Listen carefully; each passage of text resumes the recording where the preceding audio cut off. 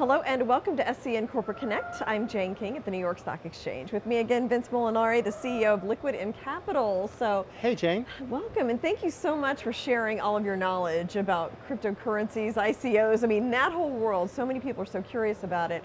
And I know you've been dealing a lot lately with regulation. So give me kind of a summarization. Where does that stand?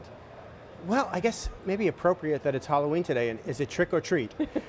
So I think when we look at regulation, that's the hot button today, not only in the United States, but globally, as most of the regulatory agencies are looking at, is an ICO a security or is it a utility? And if it's a utility or security, how is it governed? What are the rules of engagement?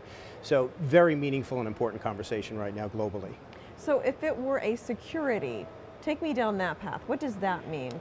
You know, we wrote a petition to the SEC for rule change in March of this year, putting our position forth that when a ICO or a digital asset does certain things in aggregating capital, has an expectation of a rate of return, has a third-party manager or promoter, it fails or passes the Howey test, okay. right? Which means it would be a security. A security, okay. Right?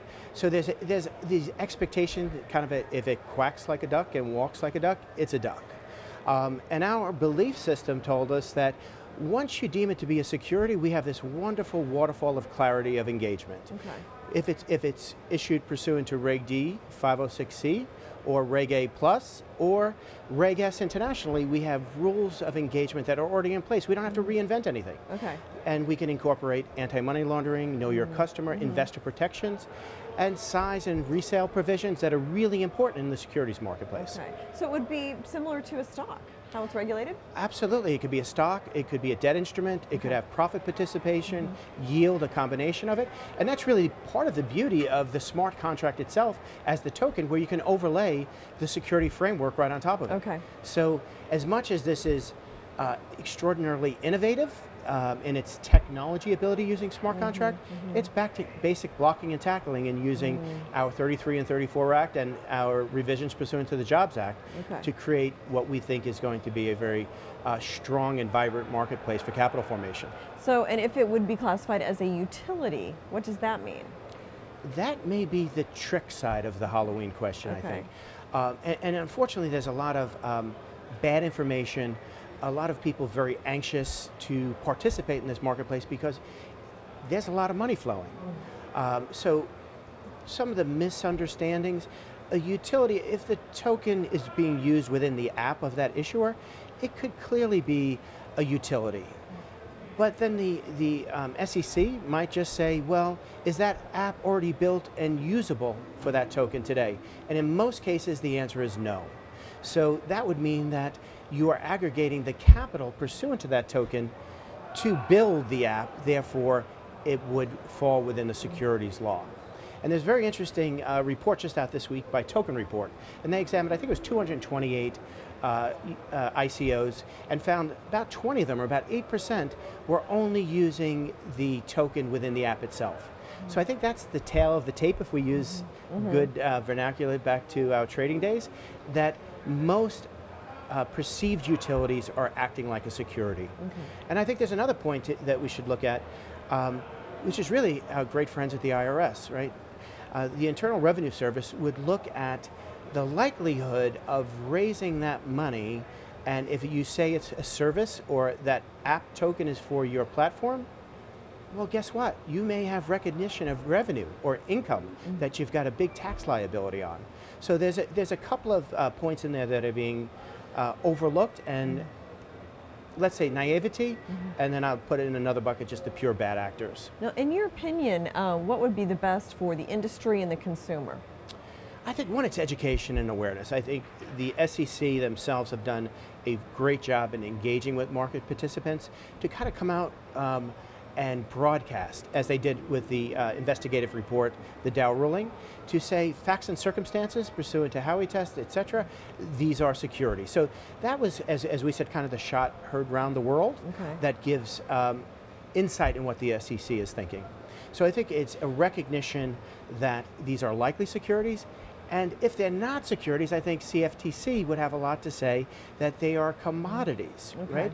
And those commodities being governed by some rule book of CFTC. So I think in practical reality, it's a very small percentage of issuances that would really be deemed utilities versus security and or a commodity. Who ultimately makes the decision, security versus utility? Well, it's really the issuer who is coming out with the ICO, who's going to decide how they're being structured. I see. Largely should be some guidance from some very savvy attorneys. But there's a little, I say, ambiguity left in the marketplace where we'd love to see the SEC coming out with further rules and guidance versus kind of the difficult area that is facts and circumstances, because that is an expensive proposition and is open to interpretation. Now, are various regulatory agencies going to be overseeing this process? I mean, you mentioned the SEC, the CFTC, I mean, is FINRA involved? I mean, absolutely, FINRA is very involved, and we've had wonderful conversations with FINRA. And again, Mr. Cook at FINRA and his FINRA 360, and really engaging market participants, again, the broker-dealer community, to interact and come back with information and data.